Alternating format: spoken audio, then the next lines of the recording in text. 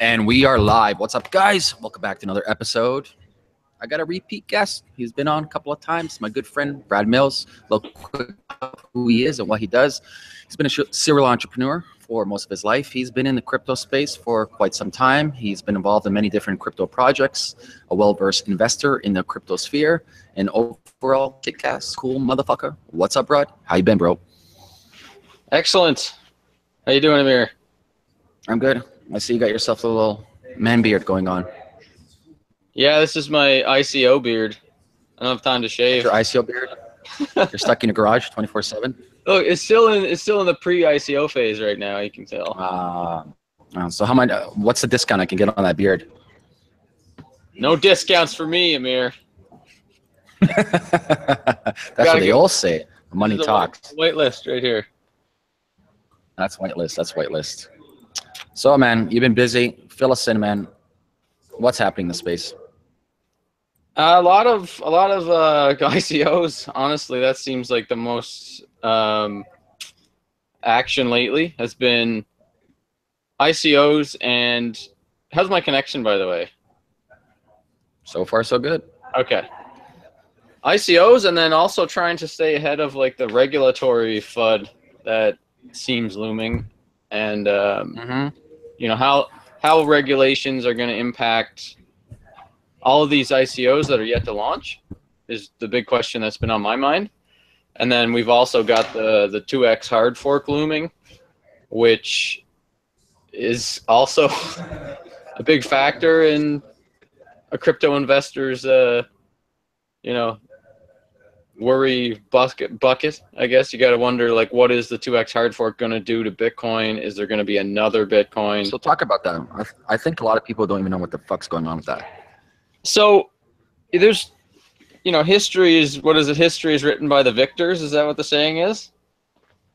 So yeah, there's actually two sayings. Yeah, history is written by the victors, and single people over democracy win.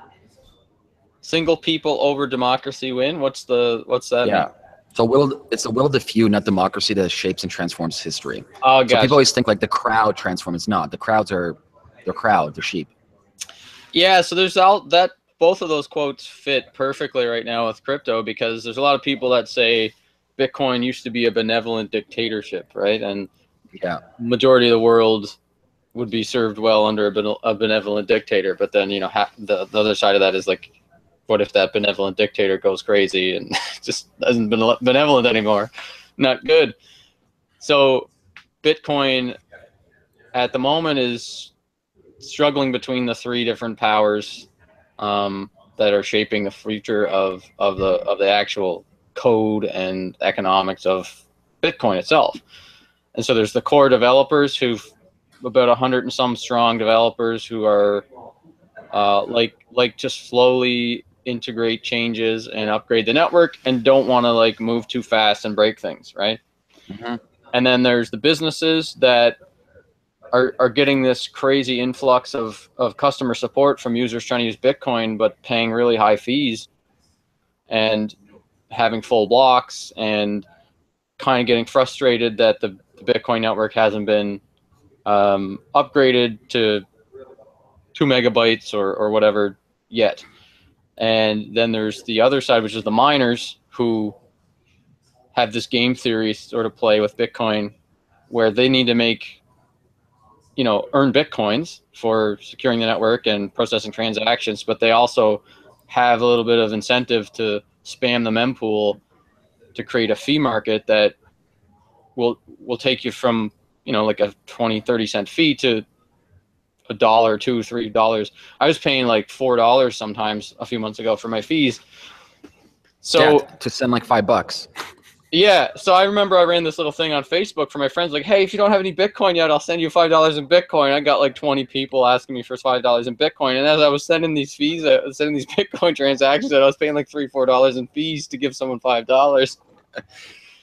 So once, you'll see a lot of people on Twitter with the hashtag in their name no2x. Yeah, and so this is kind of like the same as the user-activated soft fork movement, when people had the UASF in their name. And it's kind of like an activist sect within Bitcoin, where it doesn't necessarily mean that these people are against upgrading the network with a 2x or 2 megabyte or whatever block size increase. It just means that they support Core's position on it, which has been, they will do it, but not right away and not without extensively testing the code and making sure that it's backwards compatible with previous clients. So you got people that see this no 2x, and you know, like Charlie Lee from Litecoin has recently joined up with the, you know, recommending people drop out of the New York agreement. That's the NYA. You may have heard that term, NYA. And yep. Nick Szabo, which is, you know, one of the earliest guys in Bitcoin, who he was on a podcast with Tim Ferriss on Tim Ferriss podcast recently. It was a really good listen. I'd recommend everybody go listen to that one. And pretty much every core developer, and now you're starting to see some businesses drop out of the New York agreement. So from a high level, what this whole debate is, it's these three camps, right? The miners, the coders, and the businesses, all trying to like vie for power and control over the future of the Bitcoin network. Right now, you've got the majority of users that are supporting the hard fork because they don't know what the hard fork is, and it's because they're on blockchain.info or BitPay, and they're just like regular people that have Bitcoin and send Bitcoin, but they actually don't know what this whole block size debate is, and you know, they're not actually supporting it, but that's what the claims are, that these users are 90% of the users support the hard fork, but it's really just 2 or 3 of the major companies that have all the users are supporting the hard fork. So the biggest risk for right now is that if this hard fork happens and there's another Bitcoin, a 2x coin, what the hell happens to Bitcoin? And which one of those is Bitcoin? So that's what this big fight is right now, is to control like which one is going to be having the ticker of Bitcoin, BTC, and which one is going to live on. Because there's like Jeff Garzik is one of the lead developers for this 2x hard fork, and he was kind of like ostracized from Bitcoin Core a little while ago. And so now he's kind of like revenge coding for Bitcoin, Bitcoin 2x fork. And he doesn't want to add replay protection. And they're saying that, you know, replay protection is, for anybody who doesn't know, it's when a chain forks off and splits, right? If you want to send coins from the 2x fork and sell them to get Bitcoins on the original fork, if there's no replay protection, you may sell just both go. So when you send, why on God's earth didn't he or they add that? Because it's a power move. It's part of this whole struggle of control over Bitcoin. You know, if so, the 2x camp has 90% of the hash power, right? If the miners are supporting the 2x, so it's the miners and the businesses right now that are on the side of doing the 2x hard fork, but the developers don't want it right now. What miners? Do we know what pools? It's on CoinDance. If you go to coin.dance, you can see all the pools that are voting for the support. It's like 90% right now, but it's a little misleading because Slush Pool, you know, only 9% of the Slush Pool users are voting for 2x, but it shows that Slush Pool is voting, you know, on the side of 2x, but Slush is a really small pool right now. But it's mostly like the larger pools that also, you know, are the only ones mining Bitcoin Cash right now. It's like it's a bit of a like a political battle and a power struggle. So the reason why they won't add replay protection is because they kind of want to wrestle some power away from the core developers, because the core developers have been, you know, pushing forward SegWit and all the advancements to the Bitcoin Core code. And some of these other developers feel like they don't have a say, and they're frustrated with Core for, it's been like 2 years since the original Hong Kong agreement where they agreed to put SegWit plus 2 megabyte hard fork in. And it's just been a debate ongoing ever since. Bitcoin Unlimited was like Roger Ver's big push to try to wrestle control away. That failed. And now they've rebranded it to Bitcoin Cash. and Bitcoin Cash is an ongoing experiment that may or may not work out. But now you've got Craig Wright, who's, you know, his claim to fame is that he is Satoshi Nakamoto, but was not able to ever prove that. Now he's super active in the community, pushing SegWit, pushing for getting rid of SegWit, pro 2x hard fork, and also John McAfee. Yeah, John McAfee as well. But John McAfee is kind of like a dark horse in this whole thing. He's just, I don't think he understands really what Bitcoin is. He's just influential, and he has a lot of resources. And Jihan Wu and Roger Ver and those guys got to him first, and he's like in late 70s. Like, I don't think he cares much. And he also just launched his own John McAfee crypto hedge fund coin. Yeah, his accelerator coin. Yeah. McAfee coin or whatever it is. Anyways, so what do you think this? There's a lot to this. So statistically speaking, what do you think? Like, what are you pegging on? Like, well, I think what's going to happen right now, the way that I'm structuring my portfolio is, I think the 2x hard fork is going to happen. Okay. I think there's going to be two coins. There's going to be the original Bitcoin, and then there's going to be the 2x coin. Okay. And I'm banking that the exchanges are all going to support Bitcoin, the original chain with SegWit, and 1 megabyte blocks as BTC, because there's barely any of the largest exchanges are supporting the New York Agreement and the 2x hard fork. So I'm pretty sure that what's going to happen is the hard fork will happen. There'll be volatility in the price. You're going to get two coins again, but it's going to cause havoc if people start trying to sell their 2x coins or transfer Bitcoins to the 2x fork or whatever, because you're going to end up selling both unless they put in replay protection. And they don't want to put in replay protection because the idea behind this 2x fork is that it is Bitcoin. So it's a contentious fork between a couple of camps on one side and a couple of camps on the other side, and they don't want to add replay protection because they think that they both think it's Bitcoin. So let's say it's going to cause some craziness. So based on the replay protection, let's say you have your private keys on a Ledger Nano or Trezor or whatever. Are you going to automatically get this if they split this new 2x coin? Yes, you will automatically get them, but unless you go and take the action of like proactively splitting your coins away into the separate chains, it's not going to automatically happen like the Bitcoin Cash fork. Like when Bitcoin Cash forked off, you automatically got Bitcoin Cash. And then if you sent your Bitcoin Cash somewhere, you didn't have to go to a splitter and like split your private keys, right, on both forks. Yeah. It was automatically done because they added replay protection, which was the right way to do it. That's right. But now this is not going to have the replay protection. So if you start thinking, oh, look, I got these 2x coins for free and I'm going to sell them, and you send them to an exchange, you're going to actually send your Bitcoins too. So a lot of users are not going to know what they're doing, and they're going to lose their Bitcoins if they start to try to sell 2x coins for Bitcoin or for dollars or whatever. So I recommend, like, if the 2x fork happens, you should take action before it happens in November. Like, if you feel like it's too risky and you want to sell some cryptocurrency, and just do it before the fork happens, because otherwise you may end up with losing coins on both sides of the forks if you don't split them properly. Now, the other side of that coin is, well, maybe I'm a speculator and I think that both of them are going to be worth more in the end if I just hold them for 6 months, which is what happened with Bitcoin Cash and Bitcoin. So it's tricky. It's tricky to recommend, like, what should you do in this case when the big bad fork is coming again. Oh, what's the saying? Got to be a hodler. Yeah. Well, what's the danger of just holding Bitcoin? Like, let's say you have a shitload of Bitcoin. What's the dangers in that? Well, short term, there's no really. Oh no, long term. Yeah, long term, there's no threat of just holding. That's probably the best strategy.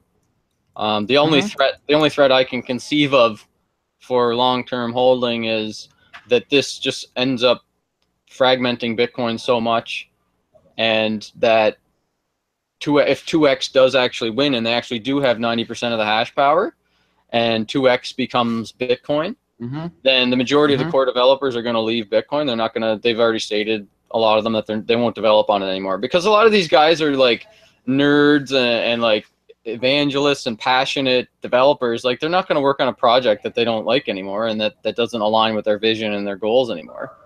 So, some of them are saying that if the 2x hard fork passes without their consensus, then, you know, they're just going to go and like take the original Bitcoin and fork it away from proof of work and change the algorithm.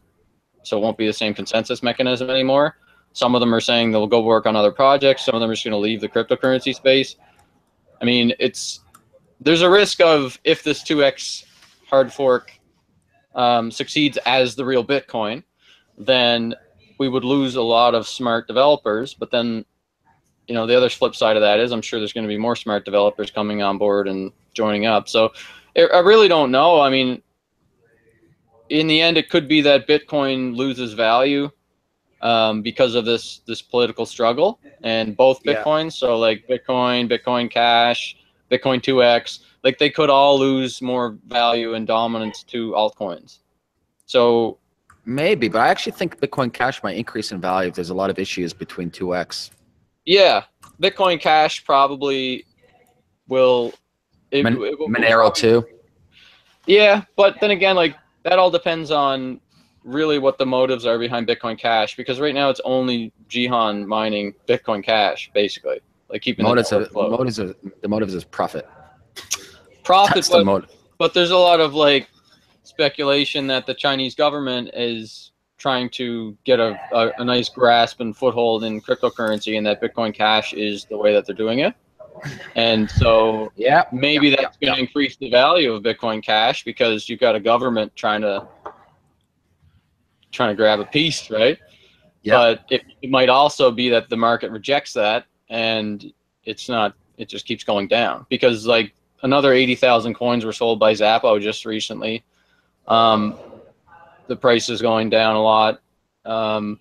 There's Coinbase still has to release all their Bitcoin Cash to the users, and I imagine once that happens, it's going to be massive dumps again. So I know from my OTC connections that there's large buyers stepping in and buying up OTC, like 10,000 coin blocks, like really huge blocks of Bitcoin Cash. So there is some people buying up this Bitcoin Cash that's being sold, and supposedly it's like a mandate from government or whatever to kind of prop the price up or buy it up or whatever. I don't know. That's sort of like speculation. I don't have any real confirmation on that. But let me ask you this: what would happen? Listen, we all know that all the ICOs are pegged towards Bitcoin. Bitcoin's the tidal wave. It goes up, everything goes up. It goes down, everything goes down. What would happen if Bitcoin dropped in 50%? What would happen with all the tokens? Well, I think there's a certain amount of correlation that exists, and there's a large pool of users now in cryptocurrency that are like agnostic towards Bitcoin. So a lot of us, like early Bitcoin evangelists and Bitcoin maximalists or whatever, I call myself a reformed maximalist. I'm not really a maximalist anymore, but I still believe Bitcoin is like the best cryptocurrency for money and store of value. But a lot of the people that have come into the space in the last year are, you know, they came into the space because they're like, oh my God, look, I missed Bitcoin. What's the next Bitcoin? I need to find the next thing. And then, oh, I missed Ethereum. What's the next Ethereum? I'm going to go buy blah, blah, blah.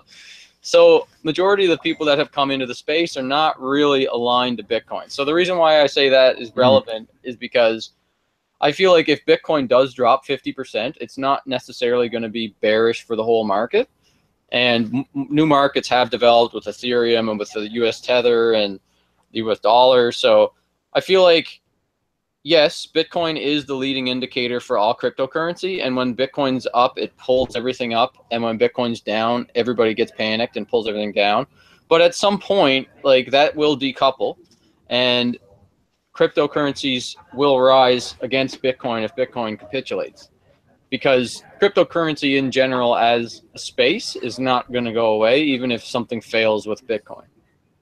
So it will go away if there's an epic fucking failure in Ethereum. I'll tell you that much. I don't know, man. I think I feel like we'll have 99. Every single coin's a fucking ERC20 coin. Imagine there's an epic failure in the consensus protocol. I do feel like if Ethereum tanks to like $10 or $20 or something like that, back down to where it was last year. Yeah, I mean, it's going to suck for a lot of coins. It's going to be mass chaos. All these ERC20s are going to panic because most of them have their funds stored in Ethereum, and they're gonna basically their war chest is gonna go to zero. But we've seen, like, with that hack, all these hacks that have happened, like Eternity and what was the other two? The gambling one. And Parity as well. Yeah, Parity hacked, right? So a lot of these ICOs lost their money. So Edgeless lost their Ethereum, Eternity lost their Ethereum, and there was a third one, the Swarm City token or something like that. Yeah, Swarm City lost 10 million.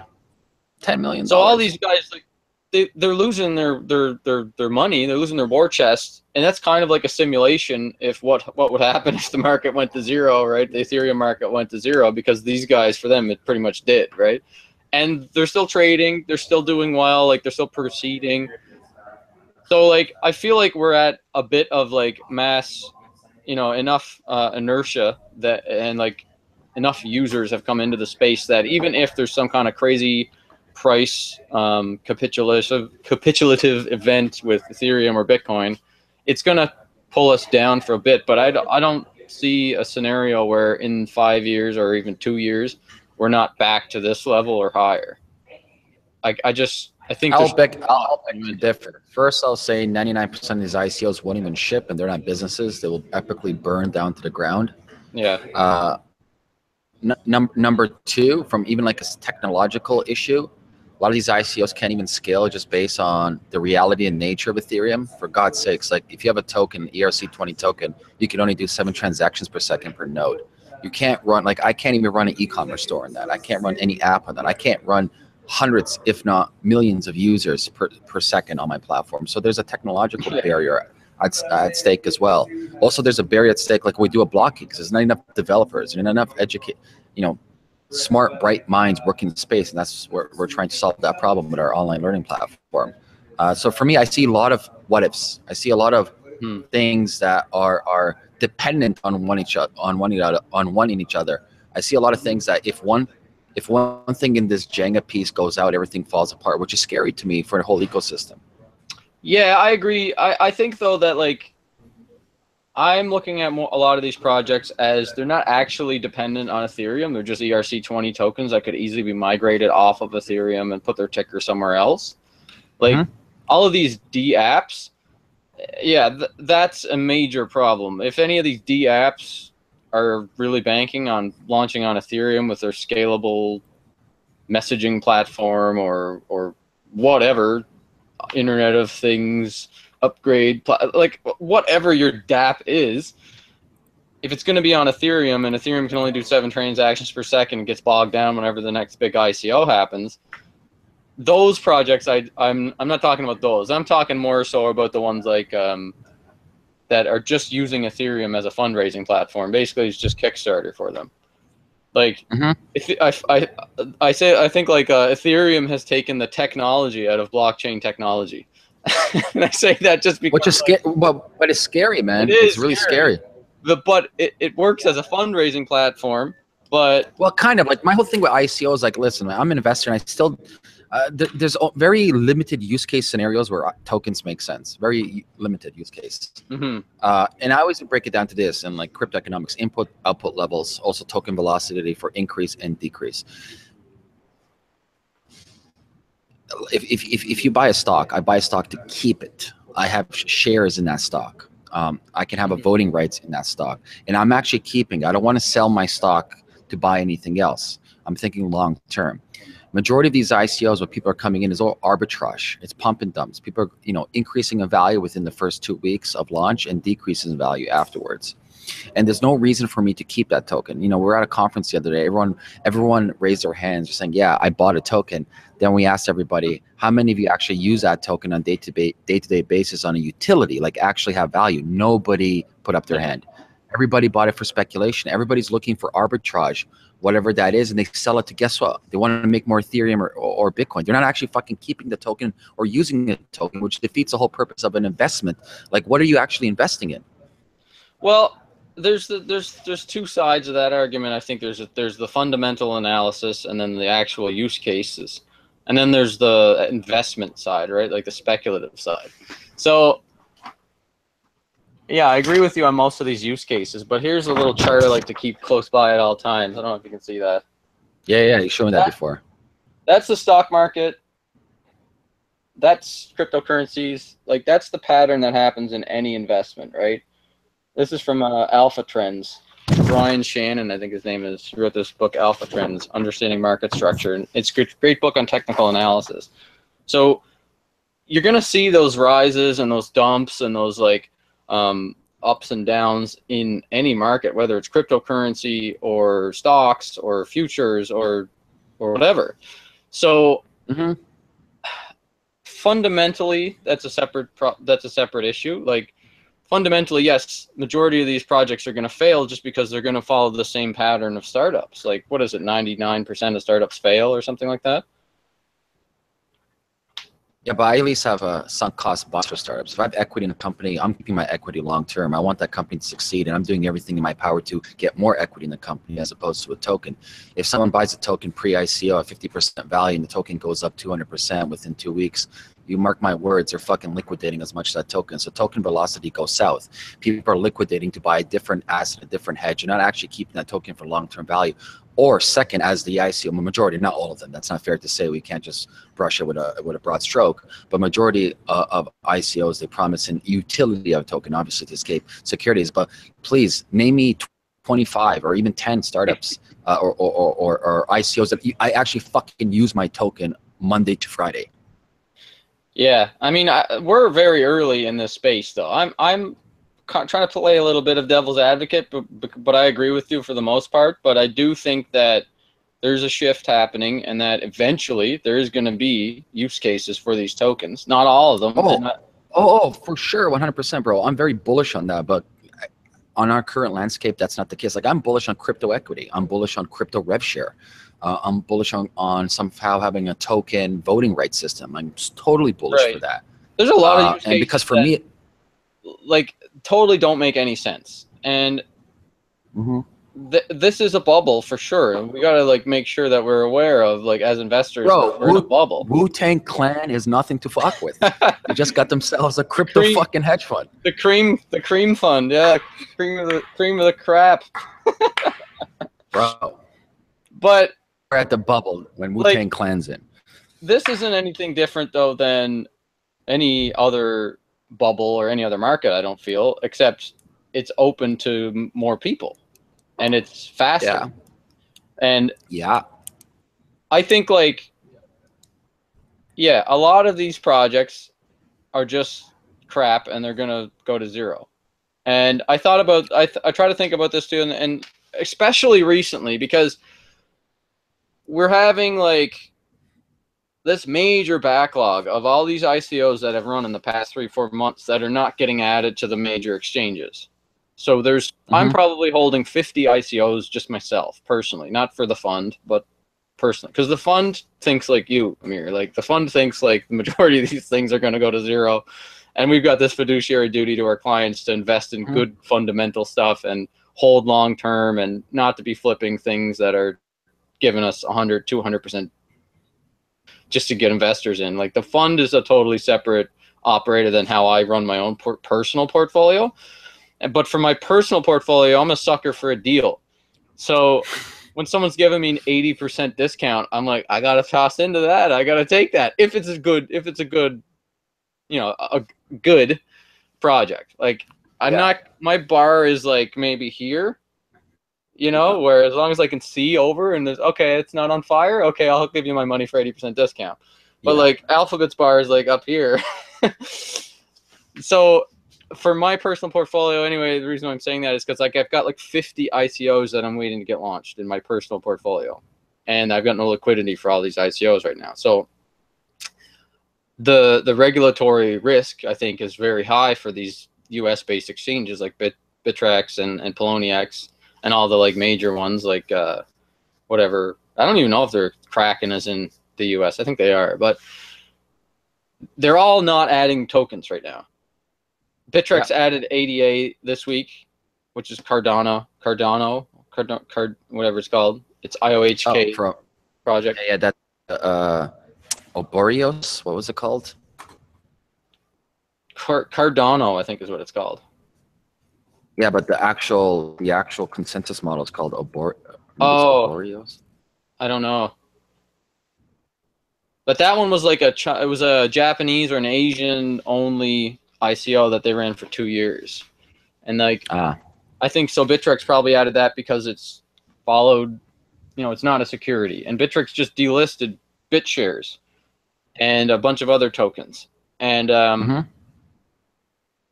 it's Poloniex only added what was it, 0x or something recently, and it's not done well. It's followed the distribution chart here. it's that's another issue, man. And declining. The weak points of the space are these exchanges, man.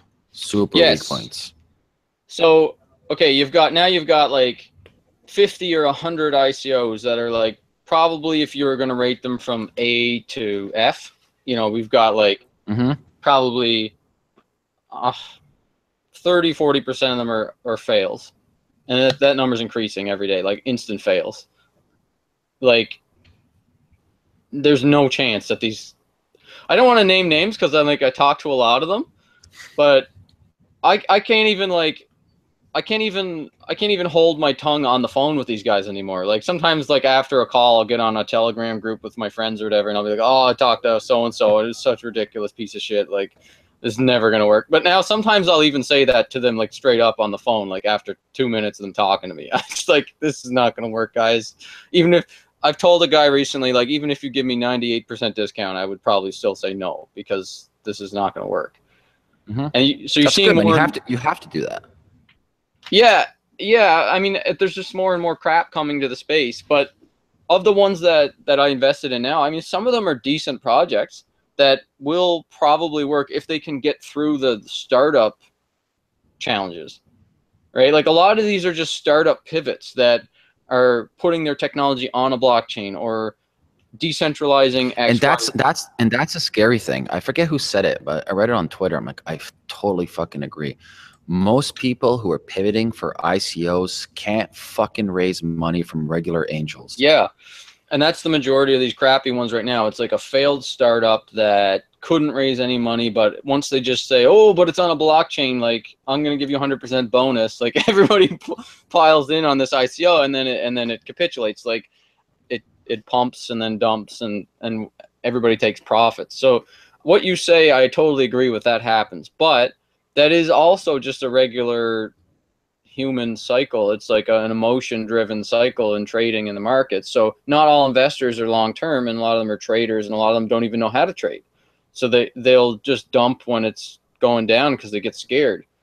They came into the space thinking, "Oh, I got to find the next Bitcoin. Oh, I'm going to buy BCC at $1 because they didn't, what the hell is BCC?" But and then it pumps and they're psyched, and then it starts to go down, and they just dump it and get scared. Like a lot of it is just human emotion driven, that they don't know how to trade. They don't know how to like properly manage risk. Like they'll go all in on a couple of coins, and then once they start to lose, they'll lose most of their money, and people start margin trading and like using leverage and just get margin called and lose all their money. Like that's gonna happen for sure. Whether or not this is fundamentals, like if say everything in the space was really good fundamentals, you're still gonna have these patterns in the price.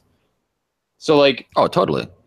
To roll, but I also believe though, for the ecosystem mature, we have to figure out the new evolution of exchanges. Yeah. Whether that is decentralized exchanges or that's better token protocols and token allocation and token distribution. Actually having it, for example, like if you and I IPO a company, let's say if you and I want to buy shares in a company that's IPO'd, we can't just buy all the shares at once. There's lottery systems, there's actual control mechanisms in place, so you don't have a corporate takeover, so you control everything and you can manipulate the stock, right? Is that why though? I don't know. Is that the reason why, or is it just sort of control people's classes of wealth? No, it's one of the reasons why, man. As a publicly traded company, you want to stop people from taking over a majority of your stock. Yes. So, like for example, like Bancor, there's like a couple of people that own, and I'm not pooping on that. I'm just saying based on this, on the numbers, there's a couple of people that own everything.